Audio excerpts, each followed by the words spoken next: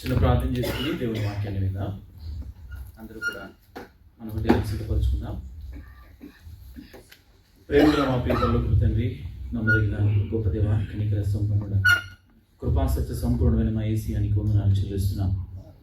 ఈ రాత్రి మమ్మల్ని అందరినీ జ్ఞాపకం చేసుకున్నాం. ఈ ఆదివారం పూట మీ సన్నిధిలో, మీ పునరుత్థాన దినంలో మేము నిన్ను ఆరాధించి ఆనందించే కృపనిచ్చిన స్తోత్రం. ఇది ఇంతవరకు ప్రభా పాటల ద్వారా, ఆరాధన ద్వారా మీరు మహిమ పొందారు. నిన్ను స్తుతిస్తున్నాం. మీ నామానికి మహిమ, ఘనత, ప్రభావం చెల్లిస్తున్నాం. ప్రభా మీరు చేసిన మేలన్నిటిని బట్టి సదాకాలం మీ నామానికి మహిమ కలుగునుగాక. నిబులమైన మమ్మల్ని అందరినీ కూడా మీరు జ్ఞాపకం చేసుకున్నారు. నీకు స్తోత్రాలు. మా వైపు చూశారు. అనుక్షణం మీరు మమ్మల్ని కాపాడారు. నీకు వందనాలు. మమ్మల్ని, మా కుటుంబాల్ని, సంఘంలో ఉన్న ప్రతి బిడ్డను కూడా సురక్షితంగా మీరు కాపాడిన విధానాన్ని బట్టి నీకు స్తోత్రాలు.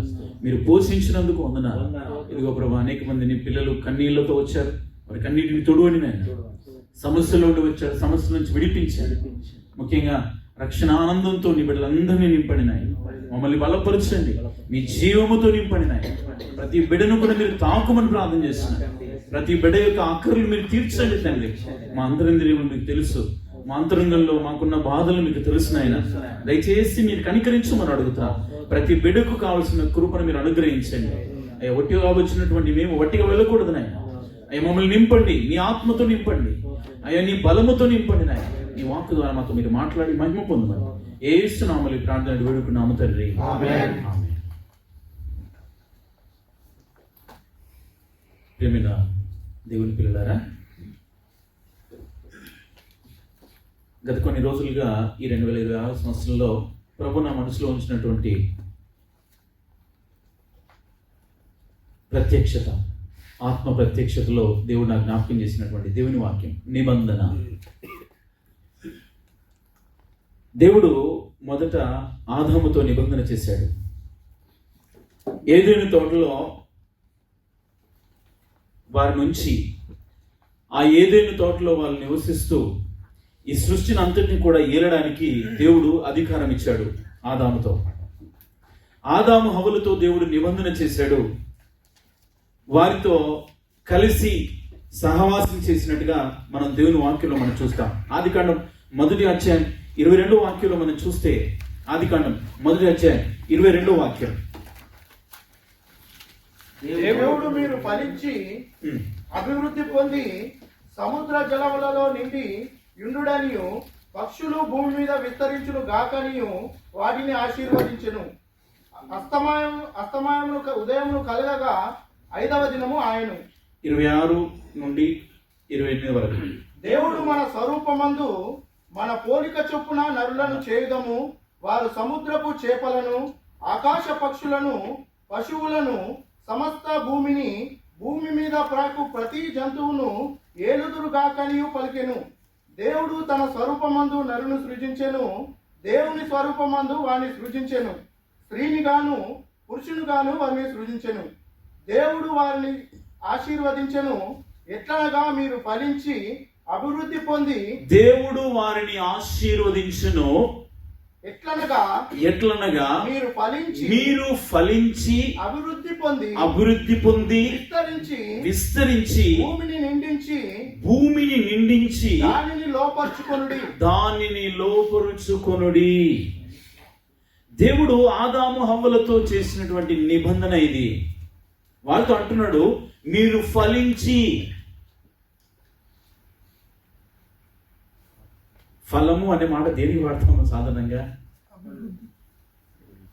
ఒక చెట్టుకు పండు రావాలంటే ఖచ్చితంగా అది చిగురించాలి, పూలు పూయాలి, కాయలు కాయాలి, అవి ఫలాలుగా మార్చబడాలి. ఆదాము హవ్వలను అంటున్నాడు దేవుడు, మీరు ఫలించుడి, ఫలించండి, అభివృద్ధి పొందండి, భూమిని విస్తరించండి, నిండించండి, ఏలండి అని అధికారం ఇస్తున్నాడు.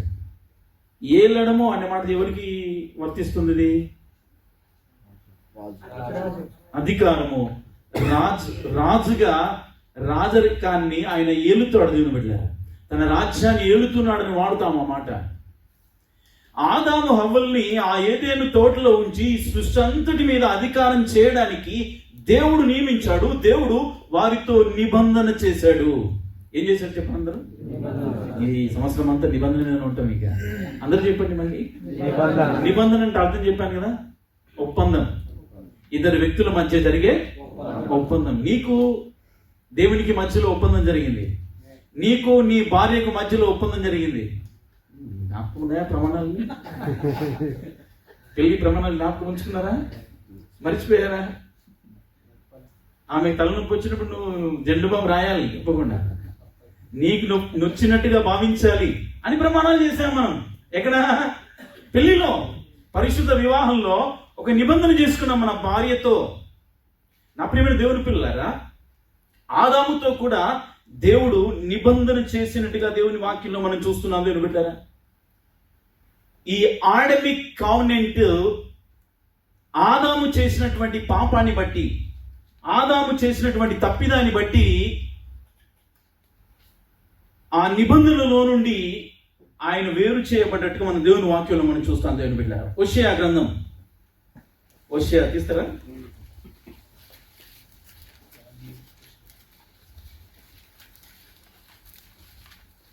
6వ అధ్యాయం 7వ వచనం చదువుతారా? ఆదాము నిబంధన మీరినట్లు వారు నా యెడల విశ్వాసఘాతకులై నా నిబంధనను మీరి ఉన్నారు. ఆదాము నిబంధనను మీరినట్లు. ఏం మీరాడంటే ఆదాము? అందరు చెప్పాలి, ఏం మీరాడు? ఏ నిబంధన మీరాడు? దేవుడు తినవద్దని చెప్పినటువంటి పండు తినడం వల్ల ఆ నిబంధనలో నుండి తొలగించబడ్డాడు, తృణీకరించాడు నిబంధనను ఆదాము గారు. దేవుని బిడ్డ, ఈ రోజున దేవుని వాక్యం వింటున్నటువంటి మనందరి జీవితాల్లో కూడా యేసుక్రీస్తే నిజమైన దేవుడని, రక్షకుడని ఆయన అంగీకరించి పాపినని గ్రహించినటువంటి మనం, పాపి అని మన నోటితో ఒప్పుకొని హృదయంలో విశ్వసించి నీటిలో బాప్తిస్మము తీసుకొనడం ద్వారా రక్షణ పొందాము. ఏం పొందాము అంటే దేవునితో మనం నిబంధన చేసుకున్నాము. దేవుడు మనతో నిబంధన చేశాడు. ఒకప్పుడు మనం దూరస్తులుగా ఉన్నాం, పాపులుగా ఉన్నాం. కానీ యేసుక్రీస్తు ప్రభుల వారి దగ్గరకు వచ్చిన తర్వాత ఆయనను రక్షకుడు అని అంగీకరించాం.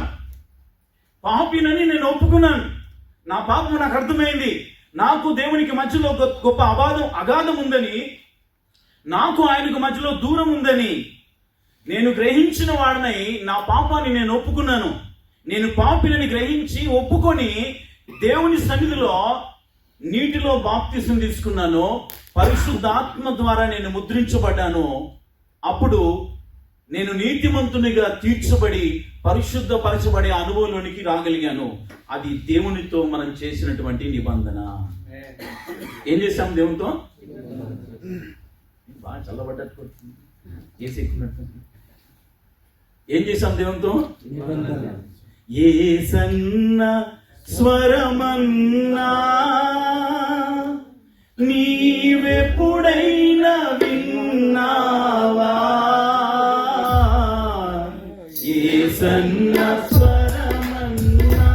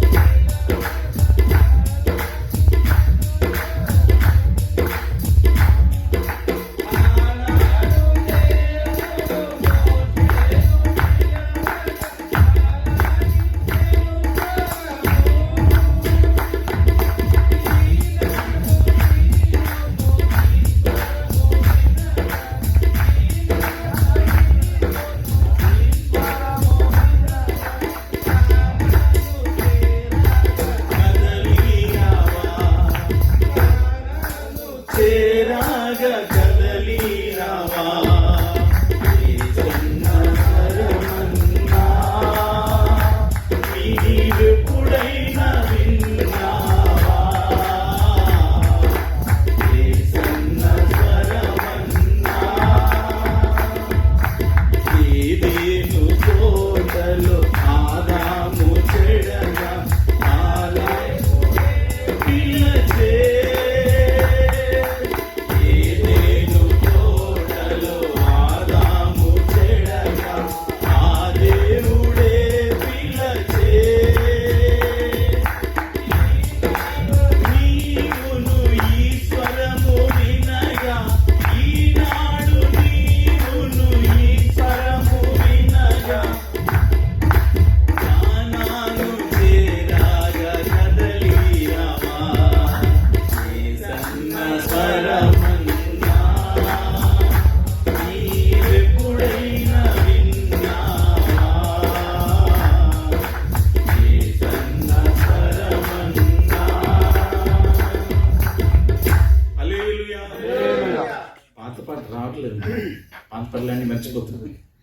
టక్కని తీసేసుకోవాలి. మీరు పాట తీసుకుంటలేరు. పాత పాటల్లో ఉన్న మాధుర్యం గొప్పది. ఆ పాటల ద్వారా మనం ఆత్మీయంగా బలపడడానికి ఎంతో ఆస్కారం ఉంటుంది. కాబట్టి పాడుతూ ఉండాలి దాని బిడ్డలారా. ఆదాముతో దేవుడు నిబంధన చేశాడు. ఆ నిబంధనను మీరాడు ఆదాము. ఈ రోజున నీవు నేను దేవునితో నిబంధన చేసుకున్నాం. దేవుడు నీతో నిబంధన చేసుకున్నాడు. ఆయన చెయ్యి నీ చెయ్యి కలిసింది. ఇద్దరికి ప్రమాణం జరిగింది. ప్రమాణం జరిగింది. నువ్వు ఆయన కొరకు నిలబడతావని. ఆయన నిన్ను ప్రేమిస్తూనే ఉన్నాడు, నిన్ను రక్షిస్తూనే ఉన్నాడు, నీ వైపు చూస్తూనే ఉన్నాడు, నిన్ను పట్టించుకుంటూనే ఉన్నాడు. నీ గురించే ఆయన ఊసులు, నీ గురించే ఆయన ఆలోచనలు. కానీ నేనే ఆయన నిబంధనను మీరుతున్నాను అన్నట్లే.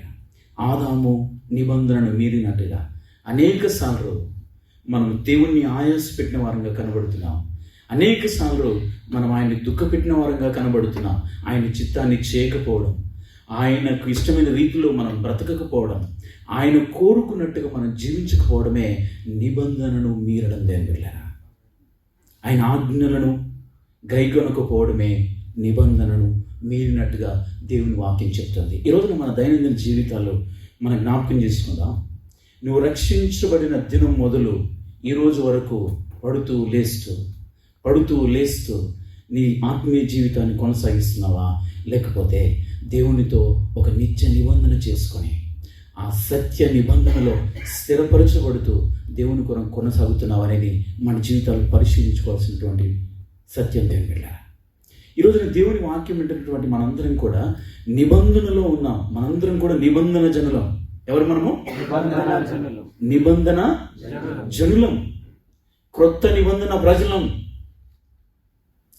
దేవుని పిల్లలం, క్రీస్తు సైనికులం. మనందరం కూడా ఆయన సైన్యంలో ఉన్నాం, ఆయన మందులో ఉన్నాం, ఆయన సంఘంలో ఉన్నాం. ఆయన మనందరినీ కూడా స్వరక్తం ఇచ్చి సంపాదించుకున్నాడు, మనందరినీ కొనుక్కున్నాడు, మనందరి కొరకు తన శ్రేష్టమైన ప్రాణాన్ని పెట్టాడు. దేవుని బిడ్డలారా, ఆయన రక్తంతో నిబంధన చేశాడని చెప్పాను పోయిన వారం. దేంతో? అసలు రక్తం కంటే విలువైనది ఏమైనా ఉందా? రక్తంతో ఆయన నిబంధన చేశాడు. నీ కొరకు తన రక్తాన్ని కార్చాడు, నీకు బదులుగా తన ప్రాణం పెట్టాడు. ఆ సిలువ ప్రేమ మన కనుల ముందు ఎల్లప్పుడూ కదులుతూనే ఉండాలి. నీ కళ్ళతో నీవు నిబంధన చేసుకుంటున్నావా? యోబు అంటాడు, నా కన్నులతో నిబంధన చేసుకుని నేను కన్యకను ఎలాగూ చూచుదును. కన్నులతో నిబంధన చేసుకున్నాడు. నా ప్రియమైన దేవుని పిల్లలారా, కన్ను దేహానికి దీపం. కన్ను దేహానికి దీపం. నీ కన్ను వెలుగుమయమైతే నీ దేహమంతా వెలుగుమయమే. నీ కన్ను చెడిపోయిందనుకో, హోల్ బాడీ చీకటిమయమైపోతుంది. ఈరోజు నేను గమనించాల్సిన, యోబు తన కన్నులతో నిబంధన చేసుకున్నాడు. ఈరోజు మనందరి జీవితాల్లో దేవునితో నిబంధన చేసుకున్న ప్రజలుగా ప్రతిరోజు కూడా మన ఆత్మీయ జీవితాన్ని కట్టుకోవడానికి ప్రయత్నం చేయాలి. ఆమేన్. 30 తారీఖు రాగానే శాలరీ వస్తుంది, శాలరీ తీసుకుంటున్నావు, పంపుకుంటున్నావు, సంబరపడిపోతున్నావు. కానీ దగ్గర అవుతున్నావు అనే సంగతి నీకు తెలియదు. నీ వయసు గతించిపోతుంది, సంవత్సరాలు గతించిపోతున్నాయి. దేవుని రాకడ కూడా దగ్గరలో ఉంది. నా పోకడ కూడా, నీ పోకడ నీకు అర్థం కావట్లేదు. ఇంకా బతుకుతావు అనుకుంటున్నామేమో. లేదు, ఎవరికి గ్యారంటీ లేదు. ఈ మ్యాన్ గ్యారంటీ ఇస్తాడు, కానీ నీకు గ్యారంటీ. ఈ భూమి మీద మన జీవితాన్ని పరలోక రాజ్యం కొరకు సిద్ధపరచుకోవడం దేవుని బిడ్డలారా, ఇది ఒక సంత, అంగడి వెళ్ళినవాడు ఇంటికి వెళ్తాడు లేదా? సంతకి వెళ్ళినవాడిని మా ఇంటికి వస్తాడు లేదా? అంగడి వచ్చాం మనం అందరం కూడా. వెళ్ళిపోవాలి అక్కడికి వెళ్ళి పాటలు పాడుకోవాలి. సీఎంలో నా యేసుతో అని, ఎవరు సమీపించలేని తేజస్సులో నివసిస్తున్న యేసయ్య అంటూ ఆయన్ని స్తుతించడానికి ఆ ఊహలు ఉండాలి మనకి. పరలోకంతో మనం నిబంధన చేసుకున్నాం, మనం పరలోక పౌరులం. కానీ ఇక్కడే మనము వేళ్ళు పాతుకొని ఇక్కడే ఉన్నారని మనం ఆలోచన కలిగి ఉంటున్నాం. దేవుని బిడ్డలారా, ఈరోజున చాలామంది జీవితాలను చూస్తే బయటకు బాగానే కనిపిస్తున్నారు, కానీ లోపల దేవునికి అయిష్టమైన రీతిలో బ్రతుకుతున్నారు. ఈరోజు మన క్రైస్తవ జీవితాలు చాలా మట్టుకు నేను వింటూ ఉంటాను. అక్రమ సంబంధాలు, వ్యభిచారం సంఘాల్లో చాప కిందల నీరులాగా ప్రవహించి సంఘాన్ని భ్రష్టత్వంలోకి తీసుకెళ్తుంది. బిడ్డగా దేవుని నామం అవమానపరచబడుతుంది. ఈ రోజున క్రైస్తవులమైనటువంటి మనందరం కూడా యేసు క్రీస్తుతో నిబంధన చేసుకున్నటువంటి ప్రజలంగా, ఆయన రక్తంలో కడుగునటువంటి వ్యక్తులంగా, దేవుని కొరకు స్థిరపడి ఒక జ్యోతిలాగా వెలగాల్సినటువంటి మనం చేసిన పనిని బట్టి, ఈ రోజున సంఘంలో ఉన్నటువంటి క్రైస్తవులు చేస్తున్న పనులను బట్టి సమాజం సంఘాన్ని అవమానపరుస్తుంది. ఈ రోజున మనందరి బాధ్యత అదే. ఈ రోజున నేను చాలా విషయాలు వింటూ ఉంటాను, చాలా సంఘాల్లో ఉన్న పరిస్థితులు చూస్తూ ఉంటాను. దేని బిడ్డ సంఘాల్లో జరుగుతున్నటువంటి ఆ తంతులన్నీ వింటూ ఉంటే గుండె పగిలిపోతుంది. కోయర్ టీములు అంటూ, యూత్ మీటింగ్లు అంటూ, చాలామంది ఆత్మ సంబంధమైన అనుభవ జ్ఞానం లేకుండా, లోతైన ఆత్మీయ సత్యాలు తెలియకుండా దేవుని కొరకు వాడబడుతున్నామనే ముసుగులో చాలామంది పాడైపోతున్నారు. ఈరోజు నా బాధ ఏంటంటే, నువ్వు దేవునితో నిబంధన చేసుకున్నావు, నీ వ్యక్తిగత జీవితాన్ని దేవునికి నువ్వు అప్పగించుకోవాలి. ఆమేన్. నీవే సరిగ్గా బతకక నీ పిల్లలు బాగుపడాలని, వాళ్ళు మంచి స్థితిలో ఉండాలని కోరుకోవడం నీ బుద్ధిహీనత. నీవు సరిగ్గా బ్రతికి దేవుని కొరకు ఆత్మ సంబంధమైన జీవితాన్ని చేసి, భక్తి చేసి, పరిశుద్ధంగా జీవించి, బతికినన్ని రోజులు పరిశుద్ధంగా బ్రతుకుతాను, చచ్చేటప్పుడు కూడా పరిశుద్ధంగా చస్తాను అనే గొప్ప తీర్మానంతో దేవుని కొరకు నిలబడి ఆయన కొరకు బ్రతకాలి. కానీ చాతగాని వాళ్ళలాగా సాతాను ముందు సిగ్గుపడేవాడికి మనం ఉండకూడదు. సాతాను ముందు సవాలుగా బ్రతకాలి. మనం 2 చేతులు పైకి ఎత్తాను. నా ఆశ ఏంటంటే మీరందరూ మోకాళ్ళు వంచితే సాతాను గడగడ వణికిపోవాలి. ఆమేన్. హల్లెలూయా. అది కూడా చెప్పట్లేదు. అది ఎంత గట్టిగా హల్లెలూయా అంటారో, ఎంత ఎక్కువగా దేవుణ్ణి స్తుతిస్తారో అంతగా సాతానుడు ఏమైపోతాడు? పుట్టంగా స్తుతించిన సాతాను పారిపోతాడు, ఉనికితే మళ్ళీ వస్తాడు. స్తుతించిన సాతాను పారిపోతాడు, ఉనికితే తిరిగి వస్తాడు. కోటలు కూల్చడం స్తుతుల శక్తితో, ఎరుకో పట్టెదం స్తుతించి పాడి. కోటలు కూల్చడం స్తుతుల శక్తితో, ఎరుకో పట్టెదం. సాతాను పారిపోతాడు, ఉనికితే తిరిగి వస్తాడు.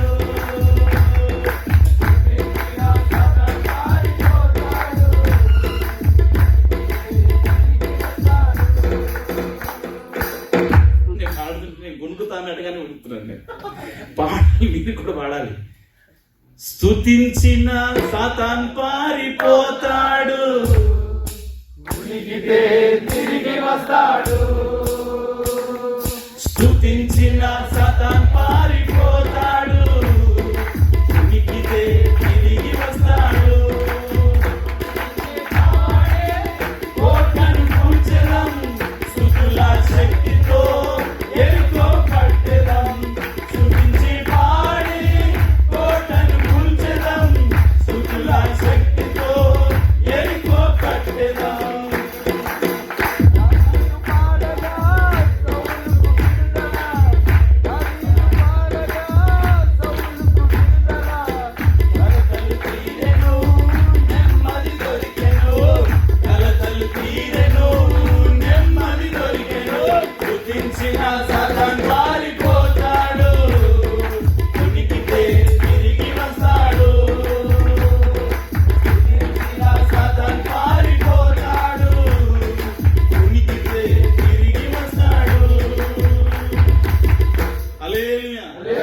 అప్పుడు కొంచెం అలర్ట్ చేయాలని పాడతాం. మీరు మొత్తం పాడితే మనం మాట అయిపోతుంది.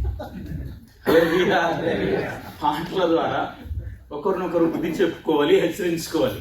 ఒకరినొకరు కీర్తనలతోనూ, పద్యములతోనూ, ఆత్మ సంబంధమైన పాటలతోనూ హెచ్చరించుచు బుద్ధి చెప్పుకోవాలి. ఏం చెప్పుకోవాలి? నువ్వు నాకేం చెప్పేది అనకూడదు. హల్లెలూయా, హల్లెలూయా. బాప్తిసం ఇచ్చి యోహాను బుద్ధి చెప్పడానికి వస్తే ఏమన్నా అన్నరా? సర్ప సంతానమా అన్నాడు. మనమైతే నెక్స్ట్ డే ఈ రోజు కూడా గద్దించే బోధలు ఇష్టం ఉండదు సాధారణ. గద్దించేవాడంటే నేను ఇష్టం ఉండదు, దగ్గరకు వచ్చి మాట్లాడడానికి ఇష్టపడరు. గద్దించేవాడు నిన్ను ప్రేమించేవాడు. హల్లెలూయా. వైట్ షర్ట్ వేసుకున్నాను, నాకు ఎక్కడన్నా మరక వంటింది అనుకో, ఎవరు చెప్తారు? నాకు వచ్చి నన్ను ప్రేమించేవాళ్ళు చెప్తారు. ఆ మరకుంది కాబట్టి బాగుపడతలేదన్నా నాకు చెప్పడానికి వస్తారు. నీ తప్పును చెప్పేవారే నిన్ను ప్రేమించేవారు. నువ్వు చేస్తున్న తప్పిదాన్ని చూపించేవారే నిన్ను ప్రేమించేవారు. ఆదాముతో దేవుడు నిబంధన చేశాడు. ఆ నిబంధన హవ్వ చూసినటువంటి ఆ పండు ఫస్ట్ చూసింది కదా, చూపు దగ్గరనే ప్రారంభమవుతుంది. అందుకోసం కళ్ళు బాగుంటే మన జీవితం బాగుంటుంది. మన కన్ను చెడిపోయింది అనుకో, బతుకే చెడిపోతుంది. కన్నులు బాగు చేసుకోవాలి. కన్నులు బాగు కావాలంటే దేవుని వాక్యాన్ని చదవాలి. దేవుని వాక్యపు వెలుగులో మనల్ని వెలిగించుకోవాలి. దేవుని బిడ్డ, దేవుడు మనల్ని వెలిగించాలి అంటే దేవుని వాక్యాన్ని మనం చదవాలి. ఎంతమంది మీలో దేవుని వాక్యాన్ని రెగ్యులర్గా చదివేవాళ్ళు? 3 పూటల మంచి భోజనం చేస్తున్నాం, కానీ రోజు కనీసం ఒకసారైనా దేవుని వాక్యాన్ని చదువుతున్నామా? నేను చేతులకి లేవమని కాదు, మిమ్మల్ని పరిశీలించగలను. తమ్ముడు రవి ప్రారంభించినటువంటి ఆ గ్రూపు ద్వారా ఖచ్చితంగా చదువుతున్నారు. ఇంకెవరికైనా గ్రూపులో జాయిన్ అవ్వాలని కోరిక ఉంటే మమ్మల్ని సంప్రదించండి. బలవంతంగా మీకు వద్దడానికి లేదు. మీరు ఇష్టపడితే ఆ గ్రూప్లో జాయిన్ అవుతారు, చదువుకొని బాగుపడతారు, ప్రైజులు కూడా సంపాదించుకుంటారు. ప్రైజుల కోసం మన గ్రూప్లో జాయిన్ అయ్యండి. హల్లెలూయా. 2 చేతులు అడ్డు హల్లెలూయా, హల్లెలూయా. నా ప్రియమైన దేవుని పిల్లలారా, యోబు నిబంధన చేసుకున్నట్టుగా మనం కూడా కన్నులతో నిబంధన చేసుకుందాం. కొంతమందికి కొంచెం బాగా అయితే కన్నెర్ర చేస్తారు. నేను మంచి డ్రెస్ చేసుకున్నాను అనుకో, ఇంకా ఉంటుంది నా పని, ఆ చూపులోనే చచ్చిపోతాను. కన్నెర్ర చేస్తారు. ఏం చేస్తారు? కన్నెర్ర చేస్తారు. కన్ను బాగుపడాలి. దాని పిల్లరా, ఒకరు బాగుపడుతుంటే మనం సహించాలి. ఒకళ్ళు ఆశీర్వించబడుతుంటే మనము సంతోషించాలి. కన్నెర్ర చేయకూడదు. నీ కన్ను బాగుపడాలని దేవుడు కోరుతున్నాడు. దాని పిల్లరా, ఎక్కడ ఆయన ఆయాస పెడుతున్నావో, ఎక్కడ ఆయన్ని బాధ పెడుతున్నావు, ఏ కోణంలో ఆయనకు నువ్వు దూరం అవుతున్నావో ఆ కోణంలో నిన్ను నువ్వు బాగు చేసుకోవాలి. ఒకేసారి మన పరిశుద్ధులకు మార్చబడలేము. ఒకేసారి మనము పరిపూర్ణతలోకి వెళ్ళలేము. దేవుని బిడ్డలారా, ప్రతిరోజు దేవుని వాక్యాన్ని చదువుకుంటూ మనలో ఉన్నటువంటి బలహీనతలన్నింటినీ దేవుని సన్నిధిలో ఒప్పుకుంటూ ఆయనకు దగ్గర అవ్వడం. ఆమేన్, హల్లెలూయా. ఆయన వెలుగుమయమై ఉన్నాడు. 1,000,000 సూర్యుల వెలుతురుతో ఉన్నాడని దేవుని వాక్యం చెప్తుంది. ఎన్ని సూర్యులు అంట? 1 సూర్యుడికి దుబాయ్లో అయితే 56, 57 అంతేనా? రాగి చెప్తా. తట్టుకోలేక మన యూటీసీలో అయితే పడిపోతే స్ట్రెచర్ మీద తీసుకొని సేఫ్టీ ఆఫీసులో తీసుకెళ్తారు. 1 సూర్యుడికే 1,000,000 సూర్యుల వెలుతురుతో ఉంటాడు ఆయన. ఆయనకు దగ్గర అవుతున్న కొద్దీ మనలో ఉన్న చీకటి పారిపోతుంది. మనకు మనంగా మన బలహీనతలు పోగొట్టుకోలేదు. దేవుని బిడ్డ, కొంతమంది సహవాసానికి దూరంగా ఉంటారు. మంగళవారం రారు, శుక్రవారం రారు, శనివారం రారు, ఆదివారం రారు, అన్నీ మిస్ అవుతుంటారు. అంటే వెలుగుకి దగ్గర కాకుండా, అనగా దేవునికి దగ్గర కాకుండా చీకటికి దగ్గర అవ్వడం వల్ల మనలో బలహీనతలు పెరిగి దేవునికి దూరం అయ్యే ప్రమాదం ఉంది. దేవుని బిడ్డ, సహవాసం అనేది చాలా ఇంపార్టెంట్. ఆమేన్, హల్లెలూయా. తోటలో నాటబడినటువంటి చెట్లం మనందరం కూడా. సంఘం అనే తోటలో నాటబడిన చెట్లైనటువంటి మనం ఏమంటున్నాడు? ఫలించాలి. ఏం కావాలి? ఫలించాలి. ఆత్మ ఫలం ఫలించాలి. ప్రేమ, సంతోషం,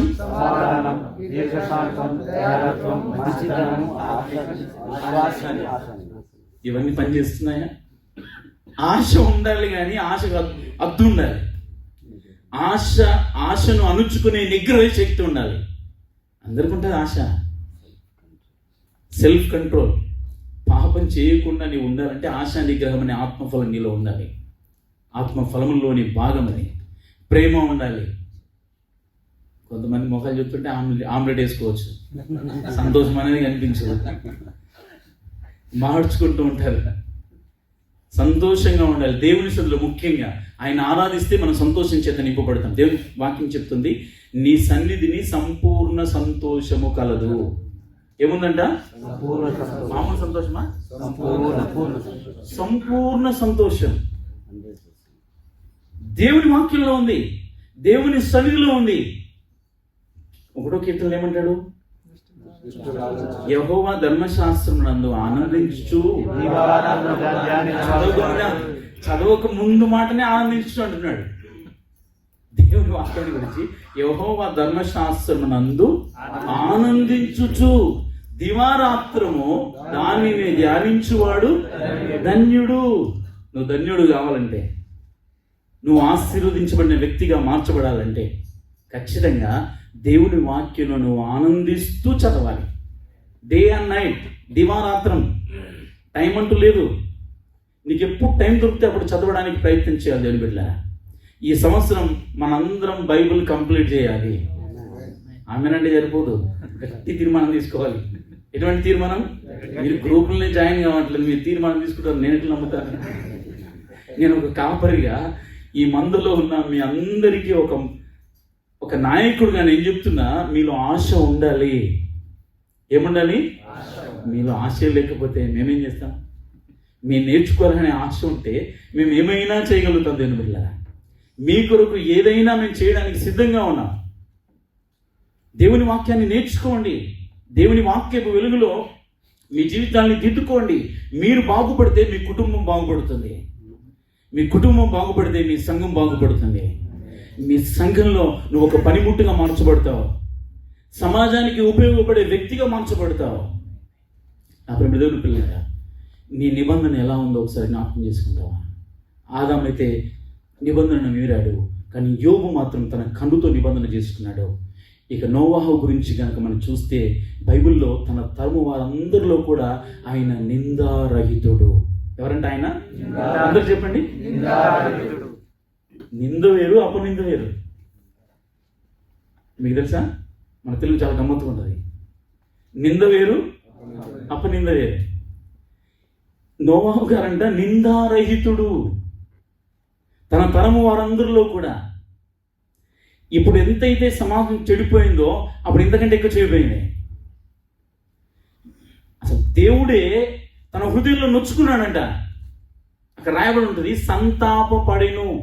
6వ అధ్యాయంలో, ఆదికాండం 6వ అధ్యాయంలో మనం చూస్తే నోవాహు కాలంలో దేవుడు సమాజాన్ని, ఈ సృష్టి అంతటి చూసినటువంటి దేవుడు సంతాపపడి హృదయంలో తాను భూమి మీద నరులను చేసినందుకు యెహోవా సంతాపము నొంది తన హృదయంలో నొచ్చుకునేను. దేవుడికి హార్ట్ అటాక్ వేపించారు. నొచ్చుకొనేను అంటే గుండె నొప్పి వచ్చింది ఆయనకి. నొచ్చుకున్నాడు ఆయన. ప్రజలందరినీ కూడా చూసి, నోవాహు కాలంలో ఉన్నటువంటి తరమునంతటినీ చూసి బాధపడ్డాడు. ఈరోజు మనందరం కూడా ఆయన పోలికలో, ఆయన స్వరూపంలో ఉన్నాం. ఆమేన్. ఆయన పిల్లలమైనటువంటి మనం ఆయనలాగా ప్రవర్తించాలి, కానీ మనం వేరే విధంగా ప్రవర్తిస్తే ఆయనకు చెడ్డ పేరు దొరికిట్లా. ఆయన కోరుకున్నట్టుగా యథార్థమైన జీవితాన్ని మనం చేయాలి. నోవాహు నీతిపరుడు అని దేవుని వాక్యం చెప్తుంది. ఎవరంటే ఆయన నీతిపరుడు, నిందారహితుడు. చివరి మాట ఏంటంటే దేవునితో నడిచినవాడు. ఎవరంటే ఆయన? మీరు ఆమె నన్ను మెల్లగా చెప్తున్నారు. కొంతమంది గురించి ఆ మాట రాయబడి ఉంది, దేవునితో నడిచిన వాడు అనే మాట. ఇంకొక ఆయన గురించి రాసింది. ఎవరైనా ఏమని ఉంటది? హనోకు దేవునితో నడిచెను, దేవుడు అతన్ని తీసుకుపోయాను గనక అతడు, నేను అనుకున్నాను మాట్లాడుకుని ఇద్దరు మర్చిపోయి అటే వెళ్ళిపోయారు కావచ్చు. పరలో కట్టి పట్టుకుని పోయింది. 2 చేతులు పైకెత్తండి. హల్లెలూయా, హల్లెలూయా. దేవునితో నడిచిన వాడు అంటే ప్రార్థనా వీరుడు, ప్రార్థనా పరుడు. సమాజం అంతా చెడిపోయింది, సమాజం అంతా పాడైపోయింది. దేవుడే సంతాపపడ్డాడు, కానీ నోవాహు మాత్రం దేవునితో నడుస్తున్నాడు.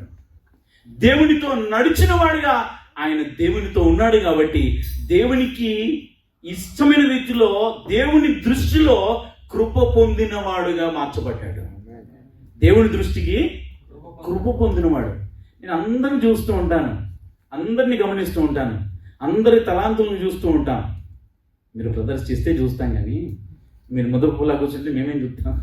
నువ్వు వాక్యం చెప్పేవాడిగా కనబడితే వాక్యం ఇస్తాం, పాట పాడేవాడిగా కనబడితే పాట, ఆరాధన చేసేవాడిగా కనబడితే, సువార్థికుడిగా కనబడితే సువార్థికుడు నిలబెడతాం.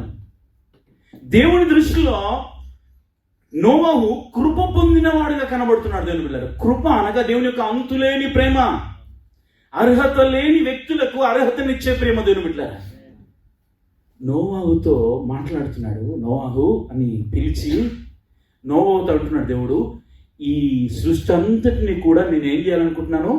తుడిచివేయాలనుకుంటున్నాడు. అందరూ చెప్పండి, తుడిచివేయాలనుకుంటున్నాను. ఎందుకు చెప్పాలి? నోవాహుకు నీతిమంతుడు, యథార్థవంతుడు, నిందారహితుడు. యెషయా గ్రంథంలో మనం చూస్తే, ఆకాశమా ఆలకించుము, భూమి చెవియొక్కుము, నా పిల్లలను పెంచి పెద్దవాళ్ళుగా చేశాను, వారు నా మీద తిరుగుబడి ఉన్నారు అని భూమితో ఆకాశంతో దేవుడు బాధపడుతూ చెప్తున్నాడు. అసలు ఎందుకు భూమితో మాట్లాడాలి దేవుడు? ఆకాశంతో దేవుడు ఎందుకు మాట్లాడాలి? ఈ సృష్టితో ఎందుకు మాట్లాడాలి? కొన్ని వేల సంవత్సరాల నుంచి భూమి ఆయన మాట వింటోంది. భూమి తన చుట్టూ తాను తిరుగుతూ, సూర్యుని చుట్టూ ఎన్ని సంవత్సరాల నుంచి తిరుగుతుంది? అందుకే దేవుడు భూమితో చెప్తున్నాడు తన బాధని.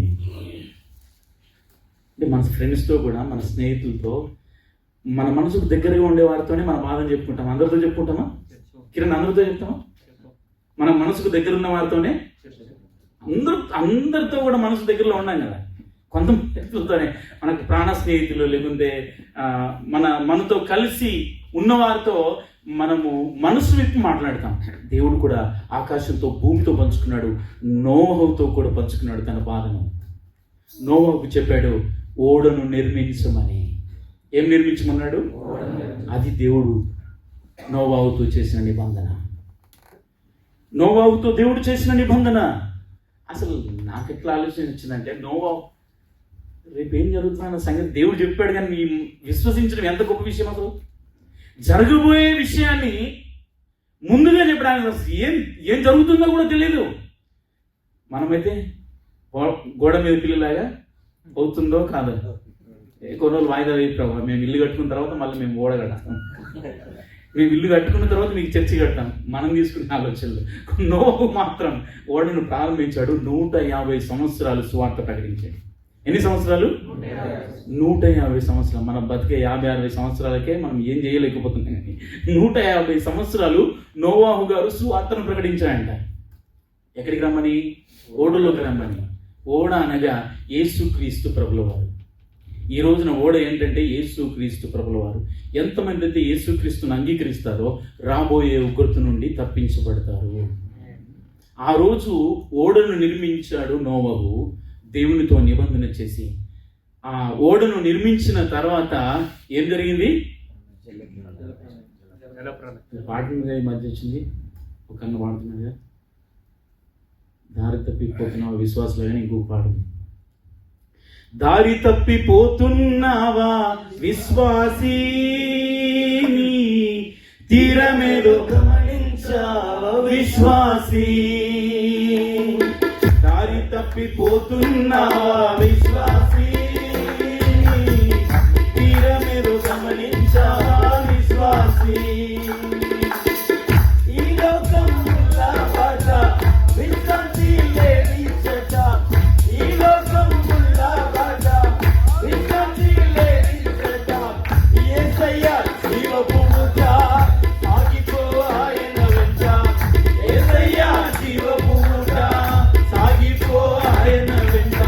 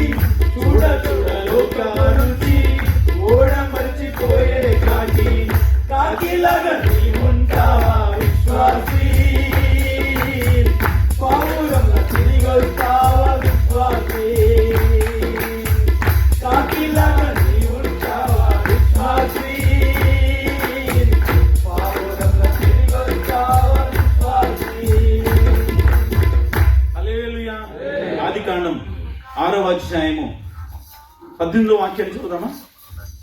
అయితే నీతో నా నిబంధన స్థిరపరచుదును, అయితే నీతో నా నిబంధన స్థిరపరచుదును, నీవును నీతో కూడా నీ కుమారులను, నీతో కూడా నీ కుమారులను, నీ భార్యయు, నీ కోడండ్రును ఆ ఓడలో ప్రవేశింపవలెను. ఓడలో ప్రవేశించవలెను. దేవుడు నోవాహుతో చేసినటువంటి నిబంధన, దేవుడు నోవాహుతో చేసినటువంటి నిబంధన. దేవుని బిడ్డ ఓడలో ప్రవేశించిన తర్వాత దేవుడే తలుపు మూసాడంట. ఎవరు మూసారు? చెప్పాలి అందరూ కూడా. దేవుడు మూస్తే మనకి ఎవరైనా తెరవస్తుందా? ఆయన మూస్తే ఇంకెవరైనా తెరవచ్చా?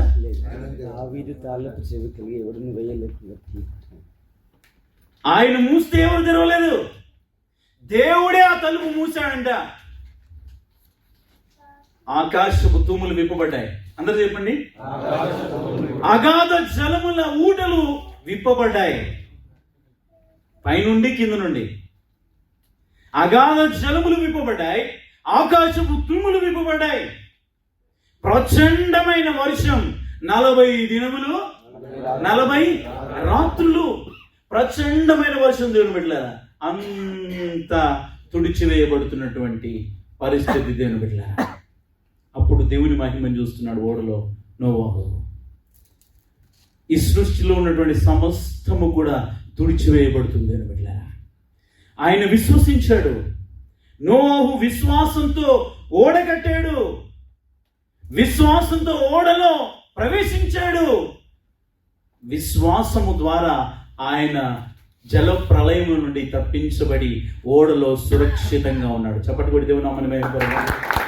ఆయన విశ్వసించకపోతే, దేవుని మాట విశ్వసించకపోతే ఓడ కట్టేవాడు కాదు, చేసేవాడు కాదు. దేవుని బిడ్డలారా, ఈ రోజున నీవు దేవునితో నిబంధన చేసుకున్నావు, నీ కుటుంబము దేవునితో నిబంధన చేసుకుంది. ఆ నిబంధన స్థిరపరచబడాలి. ఏం కావాలి? స్థిరపరచబడాలి.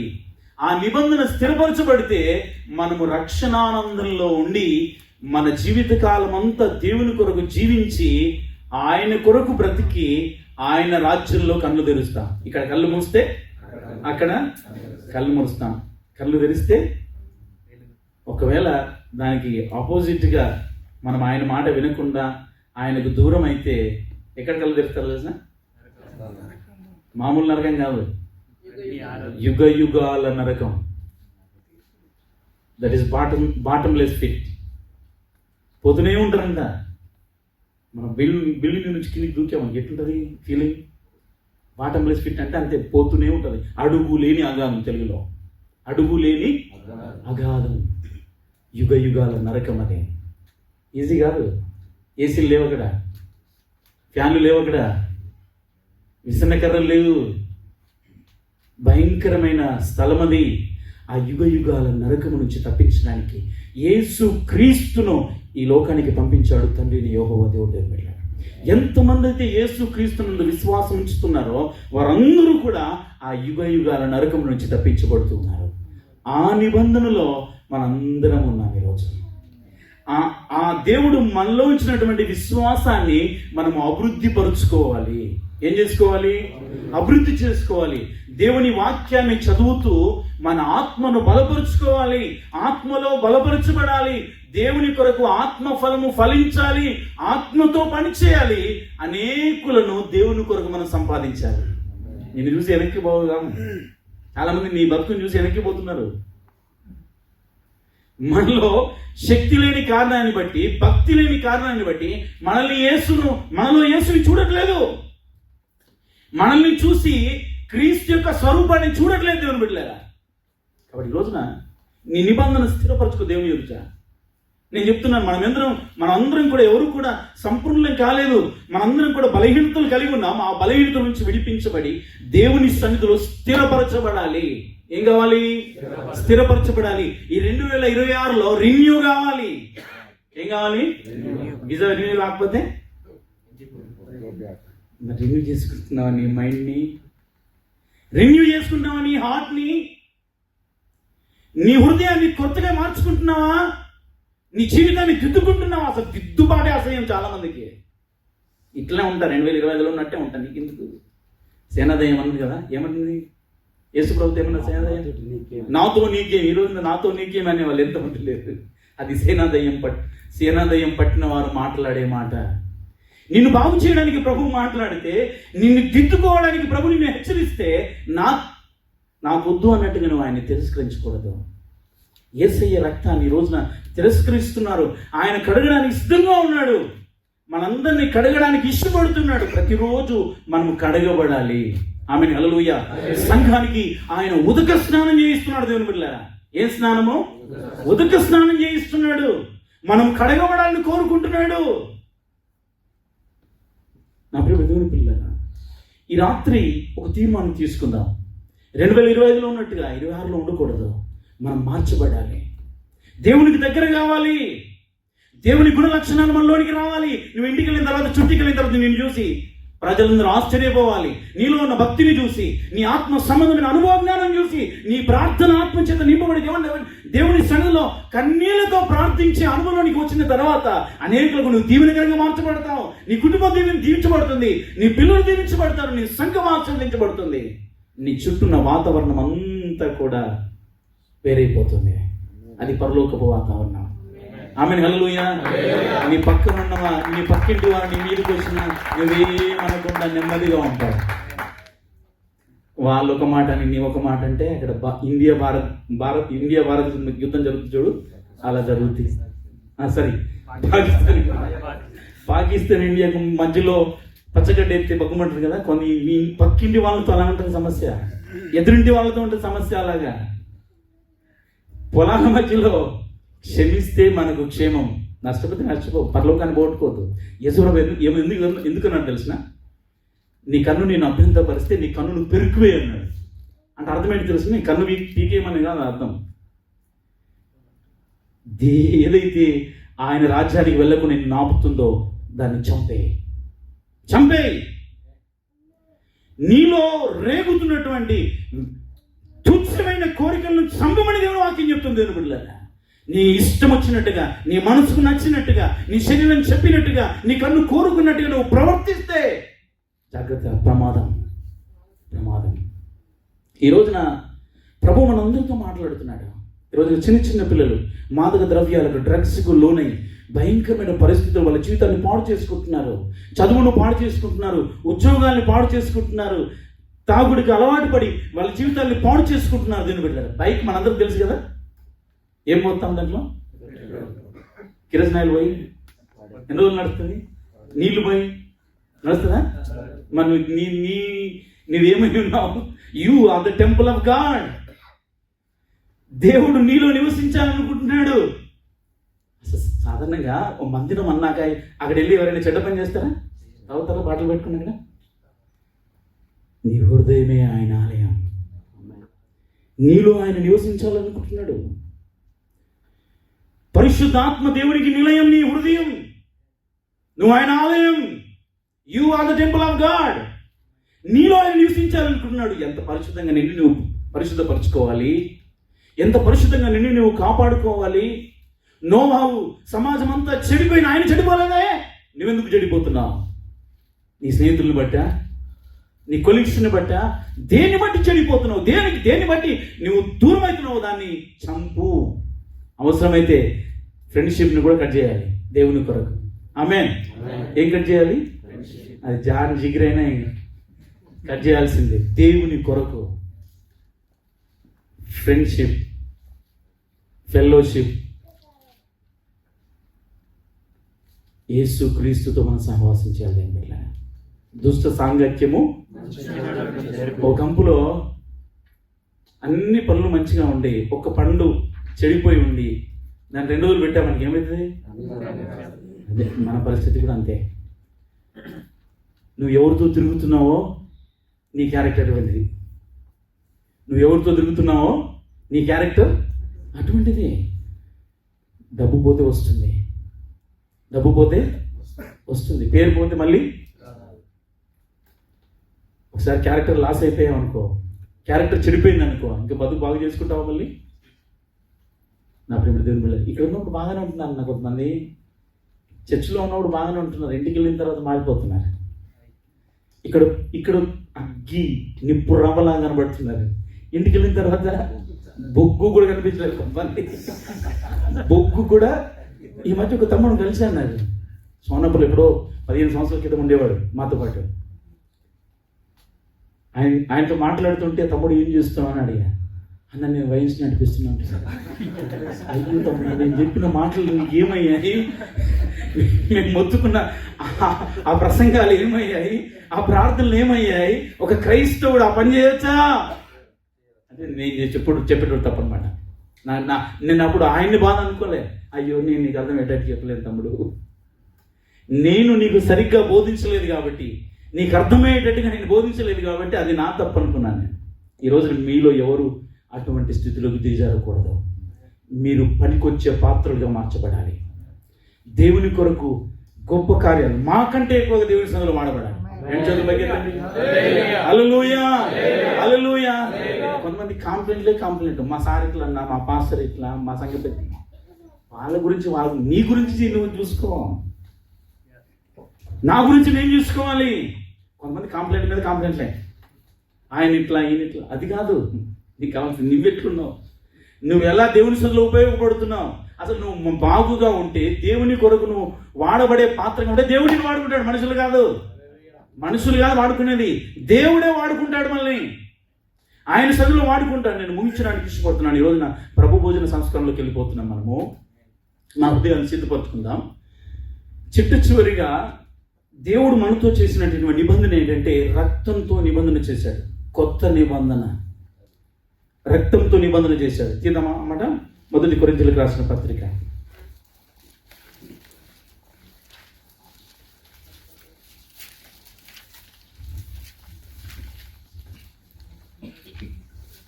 11:23 నుండి.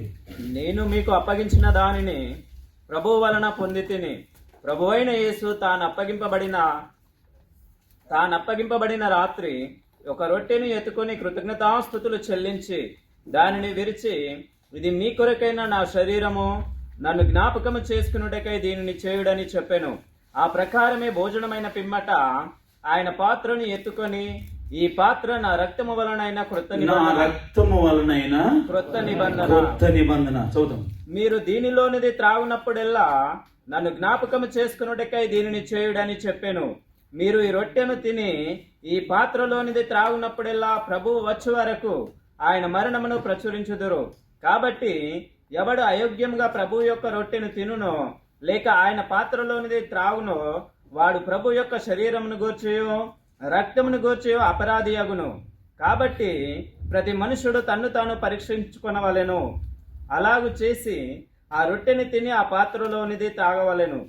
ప్రభు శరీరమని వివేచింపక తిని త్రాగువాడు తనకు శిక్షా విధి కలుగుటకే దీన్ని త్రాగుచున్నాడు. ఇందువలననే మీలో అనేకులు బలహీనులను రోగులనై ఉన్నారు, చాలా మంది నిద్రించుచున్నారు. అయితే మనలను మనమే విమర్శించుకుని ఎడల తీర్పు పొందక పోదుము. మనము తీర్పు పొందిన ఎడల లోకంతో పాటు మనకు శిక్షా విధి కలుగకుండునట్లు ప్రభు చేత శిక్షింపబడుచున్నాము. చదువు వాక్య భాగంలో ఇక్కడ రాయబడినటువంటి మాట ఏంటంటే, ఈ పాత్ర నా రక్తం వలనైన క్రొత్త నిబంధన. దేవుడు మనకిస్తున్నటువంటి ఈ విందు ఆయన శరీరము, ఆయన రక్తం. ఆయన శరీరము, ఆయన రక్తం. యేసు ప్రభువు అన్నాడు యోహాను సువార్తలో, నా శరీరము తిని నా రక్తము త్రాగువాడే నిత్య జీవము గలవాడు, అంచె దినమున నేను వానిని. ఈ వాగ్దానం ఎవరికి రాదు, ఎవరు తీసుకోరు. వాగ్దానం దేవుడు ఇచ్చిన వాగ్దానం. అంచె దినమున నేను వానిని లేపుదును. ఆయన శరీరంలో, ఆయన రక్తంలో మనం పాలు పంచుకుంటే, కొంతమంది చాలా మంది దూరంగా ఉంటారు.